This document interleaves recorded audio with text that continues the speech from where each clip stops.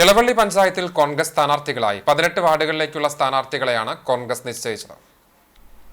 1-ാം വാർഡിൽ ടി.എസ്. മണികണ്ഠൻ, 2-ാം വാർഡിൽ പി.ഡി. ജോസ്, 3-ാം വാർഡിൽ ഷിനി ടീച്ചർ, 4-ാം വാർഡിൽ ജിജി കടവല്ലൂർ, 5-ാം വാർഡിൽ സുനിത സുരേഷ്, 6-ാം വാർഡിൽ പ്രസാദ് വാഗ, 7-ാം വാർഡിൽ കെ.പി. സണ്ണി, 8-ാം വാർഡിൽ കെ.ആർ. സിജി, 9-ാം വാർഡിൽ കെ.സി. ജയൻ, 10-ാം വാർഡിൽ സീമ ഷാജു, 11-ാം വാർഡിൽ ഷമീറ ഷംസുദ്ദീൻ, 12-ാം വാർഡിൽ അബ്ദുൾ റൌഫ്, 13-ാം വാർഡിൽ ലീല ഗോപി, 14-ൽ സി.ജെ. ഫ്രാൻസിസ്, 15-ൽ ലിനി ഷിജോൺ, 16-ൽ ഫാൻസി സുബിരാജ്, 17-ൽ ലിജി ജോയ്സൺ, 18-ൽ ലിസി വർഗീസ് എന്നിവരാണ് സ്ഥാനാർത്ഥികളായി മത്സര രംഗത്തുള്ളത്.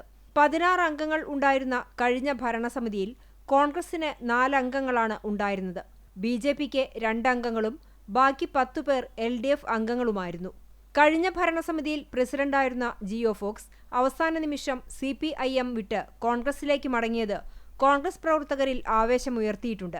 കോൺഗ്രസ് മണ്ഡലം പ്രസിഡന്റ് പ്രസാദ് വാഗയുടെ നേതൃത്വത്തിൽ ഇക്കുറി ഭരണം പിടിക്കുക എന്ന ലക്ഷ്യത്തോടെയാണ് കോൺഗ്രസ് മത്സരത്തിനിറങ്ങുന്നത്.